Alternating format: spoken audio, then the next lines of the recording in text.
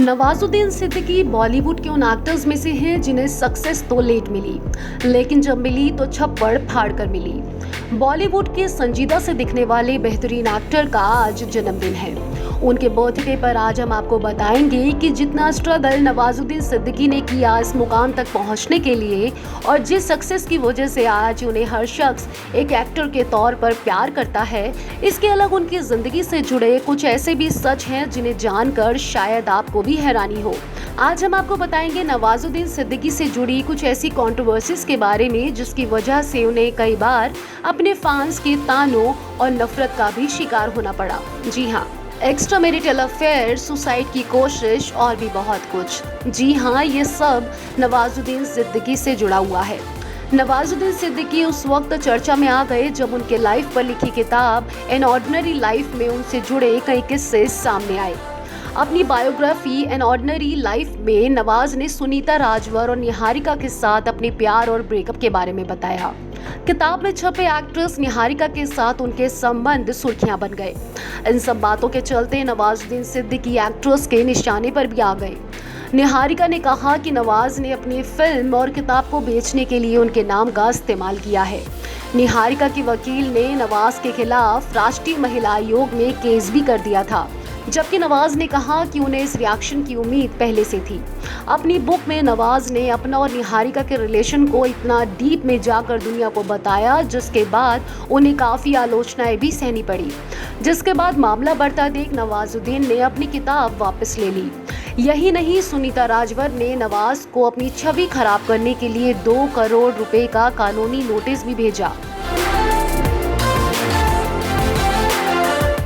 Gangs of Wasseypur में फैजल का किरदार निभाकर मशहूर हुए नवाजुद्दीन सिद्दीकी अपनी फिल्मों से ज्यादा विवादों को लेकर चर्चा में रहने लगे। अभी उनकी बायोपिक किताब का विवाद थमा भी नहीं था कि एक बार फिर उन पर अपनी पत्नी की जासूसी का आरोप लगा। जी हां, कॉल डेटा रिकॉर्ड CDR मामले में हुए खुलासे के बाद नवाज का नाम भी सामने आया। खबरों के मुताबिक नवाज को अपनी पत्नी पर भरोसा नहीं था और उन्होंने उनके पीछे महिला जासूस लगा रखी थी।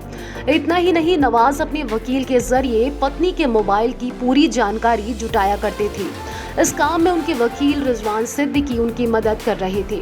इसके लिए उन्हें कोर्ट की तरफ से 3 बार सम्मन भी भेजा गया था। इसके पहले नवाजुद्दीन के छोटे भाई मिनाजुद्दीन की पत्नी आफरीन ने उन पर दहेज की खातिर मारने पीटने का आरोप भी लगाया था।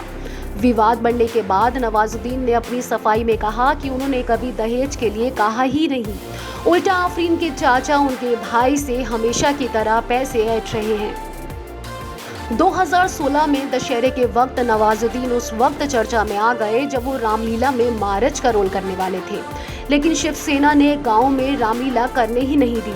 नवाजुद्दीन मुजफ्फरनगर के बुड़ाना गांव के रहने वाले हैं। उनके गांव की रामलीला कमेटी के लोग चाहते थे कि नवाजुद्दीन सिद्दीकी रामलीला में महाराज का रोल करे। नवाजुद्दीन ने इसके लिए काफ़ी रिहर्सल भी की थी। तभी शिवसेना के लोगों ने उनके मुसलमान होने के चलते वहां पहुंचकर विरोध किया, जिसके बाद नवाजुद्दीन ने रामलीला से अपना नाम वापस ले लिया। नवाजुद्दीन सिद्दीकी के फिल्म बाबू मोशाय बंदूकबाज में चित्रांगदा सिंह ने उनकी वजह से फिल्म छोड़ दी। जी हाँ, नवाजुद्दीन सिद्दीकी पर एक्ट्रेस चित्रांगदा सिंह ने गंभीर आरोप लगाए। एक्ट्रेस ने आरोप लगाया कि फिल्म बाबू मोशाय बंदूकबाज के डायरेक्टर ने उनसे फिल्म में नवाजुद्दीन सिद्दीकी के साथ न्यूड सीन करने को कहा था। उनके मना करने के बाद कुशान नंदी ने उनके साथ बहुत ही बुरा बर्ताव किया। उन्होंने आरोप लगाया कि जो स्क्रिप्ट पहले दी गई थी उसमें कुछ भी ऐसा नहीं था, लेकिन अचानक स्क्रिप्ट बदल दी गई और नवाजुद्दीन सिद्दीकी के साथ कपड़े उतरवा कर लव सीन डाल दिया गया। उन्होंने कहा कि मुझे इस बात का बुरा लगा कि फिल्म के लीड एक्टर नवाजुद्दीन सिद्दीकी भी चुप रहे और उन्होंने उनका साथ नहीं दिया। हालांकि फिल्म मेकर्स ने कहा कि एक्ट्रेस को फिल्म के स्क्रिप्ट से कुछ परेशानी थी। ये कुछ ऐसे विवाद थे जो कि नवाजुद्दीन सिद्दीकी के साथ हमेशा जुड़े रहते हैं। एक एक्टर के तौर पर नवाजुद्दीन सिद्दीकी ने हमेशा अपनी फैंस की नज़रों में एक अलग मुकाम बनाया है, जिसकी वजह से उनके फैंस उन्हें काफ़ी ज़्यादा प्यार करते हैं। लेकिन इन विवादों की वजह से कई बार नवाजुद्दीन सिद्दीकी को अपने ही फैंस के तानों और नफरतों का शिकार भी होना पड़ा था।